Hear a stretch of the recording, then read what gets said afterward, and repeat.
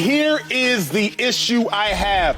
I think that we're giving Mahomes a little bit too much of a pass for some of the Raiders' struggles. Now, here's why I think the case may be. We've given Mahomes too much of a pass for some of the Chiefs' struggles because Mahomes is not only the lead actor, but he's also the executive producer. Mahomes is at a level of greatness where he has to understand just how much talent he needs to go the distance with his squads. I think about Steph Curry with the Golden State Warriors. He understands, does he need Kevin Durant to win a title? If he does, allow KD to come, show up in Golden State and get it done. But he also understands, can he lose Kevin Durant and still win a title? He properly and adequately assessed that situation, got it done. LeBron James, he got to LA without AD. He didn't win. In Cleveland, he realized, okay, I need Kevin Love, I get it done. I go to the Lakers, I need Anthony Davis. Gets Anthony Davis, I get it done. Tom Brady, greatest of all time. He's like, can I win with Chris Hogan? Can I win with Danny Amendola? Can I win with James White? Can I win with Dion Lewis? He goes to the Bucks. Okay, I need Gronk. I need AB. I need LeSean McCoy. When you are both the lead actor and the executive producer, in my mind, you have to be the one in command of the roster, at least understanding who you need to win with and who you can win without. And this is where, Shady, I don't think Mahomes has adequately assessed this situation. His receivers, they not dropping, they not catching balls. I get all that. But he's so great at this point, I need him to take more control and autonomy. I think he has to understand, like, yo, I can't win with MVS. Y'all can't let Mecole Hardman walk out the door. Okay, y'all let him walk back in the door. Okay, I can't win with Kadarius Toney. Okay, I can't win with Sky Moore. I think when I think about the greats, they take autonomy because we're only going to remember Mahomes. In 10 years, nobody will remember the name Marquez Valdez-Scantling, nor will they be able to spell it. Nobody will remember the name Kadarius Toney, Sky Moore. They likely won't remember the name Rashid Rice. Clyde Edwards-Helaire will be an afterthought. But we will always and forever remember the name Patrick Mahomes. I think the buck stops with him. Before I give you my take, I want to ask you a question before I go. Sir. What can he do? I think he can walk into Veach's office and he can walk into Andy Reid's office and say, hey, and he should have done that because it's too late now, obviously. We're past the trade deadline. I think in the offseason, in week 6, week 7, before week 8 of the trade deadline, Coach, we need more. I don't trust MVS, Coach. I don't trust Kadarius Toney. Coach, week 1, he dropped the pass. The Lions took it the distance. That's why we lost the game. Coach, I need more. So you're going to go to GM Brett Veach, who's really good. Really good GM. Top in the game. You're going to go to Andy Reid, who's at the top of the game. And you're going to say, yo, I need more, right? When you get rid of Tyreek Hill and then you go win a championship with MVS, with Kadarius Toney, Sky Moore, and these dudes made plays to get there, too. Don't forget that, though. As much as we kill Kadarius Toney in the playoff, they don't win that championship game without him, correct? I agree. And you going to tell him that? And knowing, my man, you got 400 M's. Am I correct? So how much of this player you want to go get in free agency or trade? Who you going to go get? Now, listen, I don't want to go back and forth with you about it, but I think what you asking for is hard as hell to do. Now, if you're saying you blame Patrick Mahomes because maybe a lot of issues are his supporting cast, but he gets some blame for that too because now when they're not catching the ball, I'm watching him. I know his body language. His body language is way different. He's frustrated, which we all would get like that. And maybe he's not reading the same way now that I'm so frustrated. I done throw this guy a ball 4 times. He drops 3 of them, and the other one he runs the wrong route. I don't trust him. Now I'm holding it. Now I'm getting sacked because I'm holding the ball. Now when I'm getting sacked, I'm looking at the line of scrimmage. I'm looking at the wide receivers. I've been there.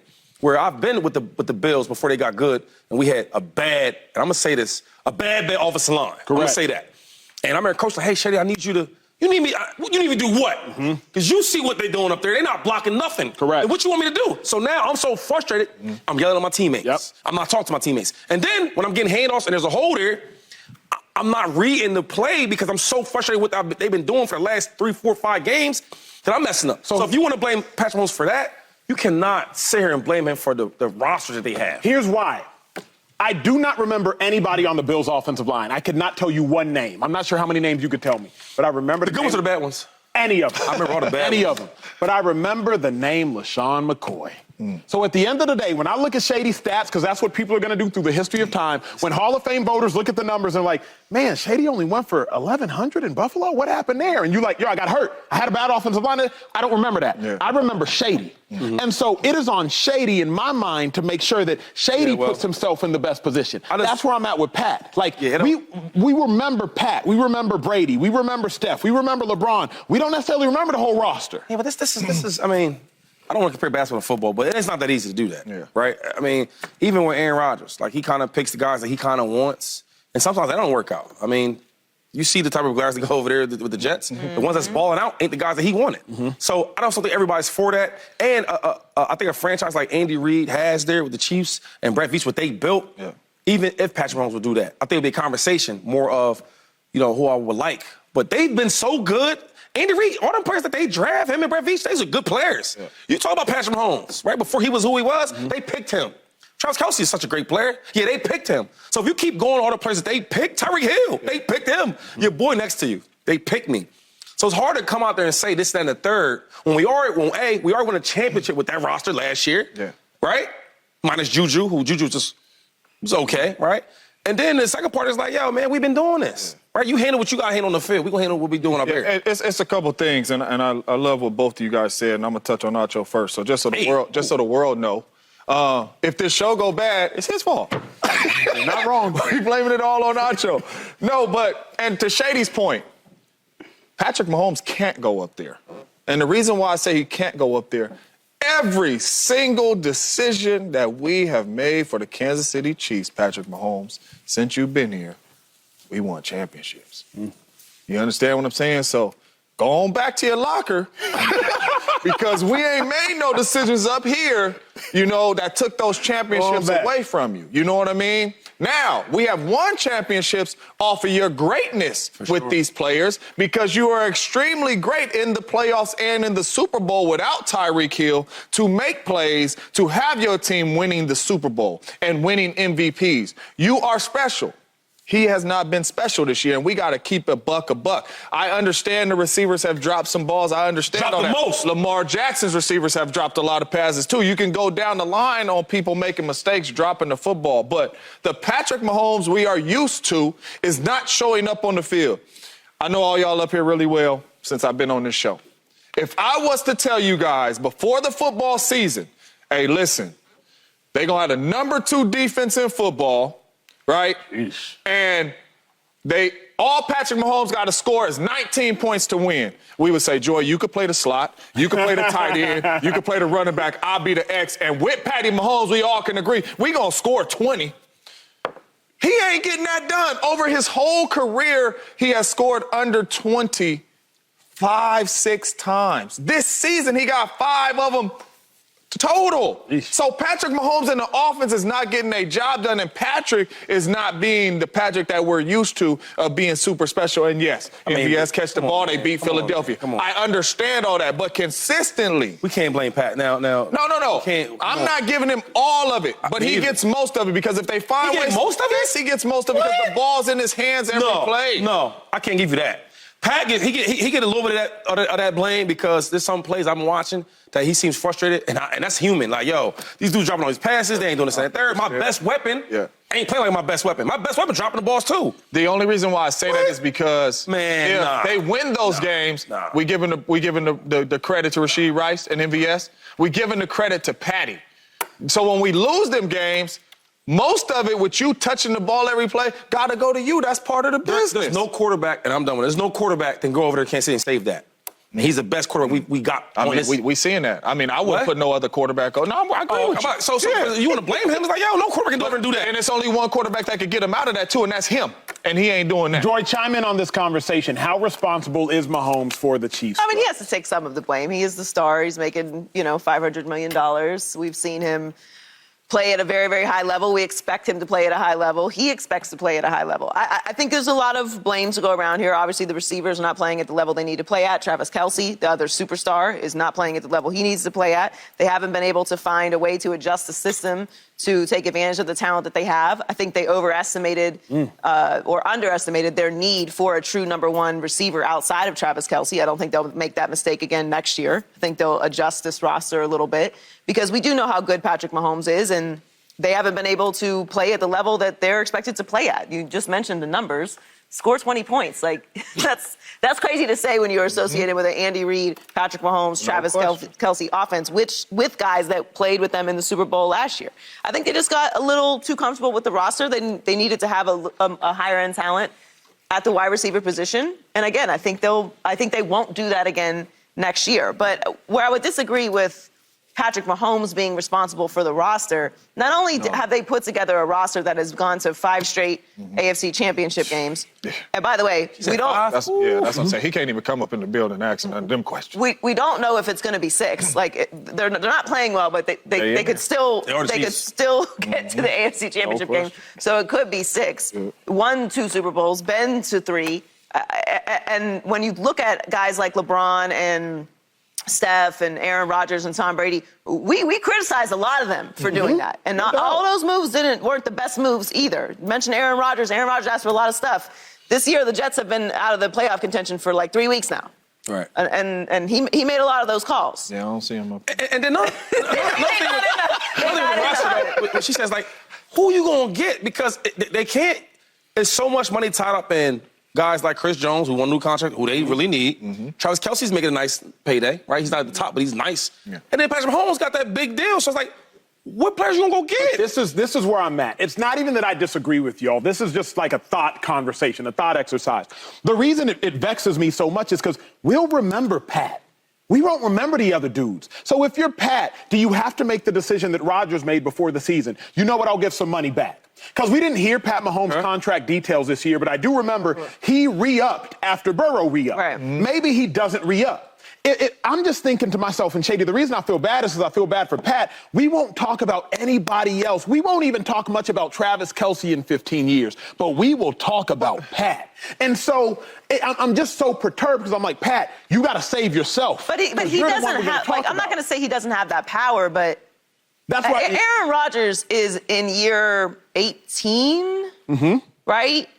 And not to say that Aaron Rodgers and Patrick Mahomes aren't on the same level, but like he's in year 18, he's about to negotiate to go to a new team that wants to take him on to go on a Super Bowl run, right? Who's been bad. So he can walk in and say, no, I'm Aaron Rodgers. You're the Jets. You do what I say. I think Tom Brady is Tom Brady walking, taking his talents to the Buccaneers. I'm Tom Brady. You're going to give me this if I'm going to come here. But Patrick Mahomes is in the building. They have a relationship. Andy Reid does his job. And also part of the reason why I feel like the Chiefs are so successful, because I'm big on this. I don't like when people get overly involved and meddling and stuff.